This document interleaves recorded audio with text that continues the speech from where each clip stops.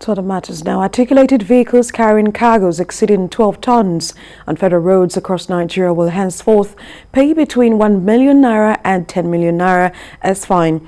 Minister of Works and Housing, Babatunde Fashola, said overloaded trucks constitute danger to themselves, the infrastructure, and other road users. He believes the reactivation of way bridges and tolling will curb this ugly trend. We have details in this report. This is the first remodeled way bridge station in Lagos.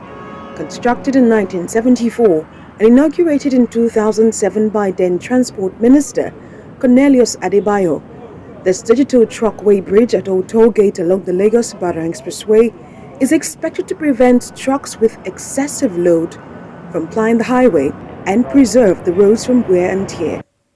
A way bridge is a large set of scales usually mounted permanently on a concrete foundation that is used to weigh an entire rail of road vehicles and their content.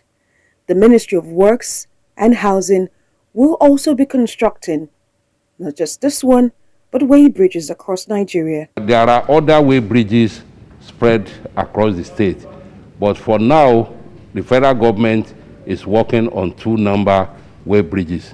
This one at Ojota here, then another one is at Owode Oniri. The contractor will soon move to site.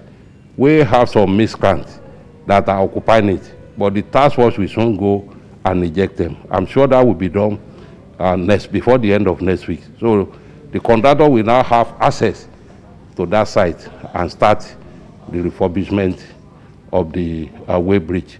So we have one here. The second one is at Owode Oniri. Then another one will soon come up. Definitely, it's going to be a nationwide affair. In the last year, at least 261 people have died from 60 separate truck accidents and tanker explosions across Nigeria. Data received from the Federal Road Safety Corps shows that between August 2020 and June 2021, 1,070 crashes involving articulated vehicles comprising 378 tankers and 792 trailers occurred, and the Lagos-Ibadan Expressway is prominent for tanker explosions and truck accidents in Lagos and Ogun State. A series of crashes we have noticed on that Otedola Bridge are mostly related to trucks that are carrying capacity of loads that are more than the capacity of the engine. So pulling through the gradients is always a major problem for them. So with the commencement of this way bridge, it is expected that the tonnages being carried by these vehicles will be regulated, and will have lighter trucks in line with the regulations plying Nigerian roads. While inspecting the refurbished digital truckway bridge, Minister of Works and Housing Babatunde Fashola says the measure is not just about tolling, but a move to achieve the highway development initiative of the federal government. The fines may look expensive, but the government wants to make it cheaper to comply and very expensive to break the law. Nigeria is a signatory to the ECOWAS axle load regulation signed by all ECOWAS countries. And President Buhari, one of the first things he did in the first term of his administration was to ratify that convention locally. So those are the regulations that you see that we have published on that wall just to further educate people. I have powers to issue regulations. I've issued those regulations. Those are the fines that you saw on the other side. That once you exceed the specified axle load,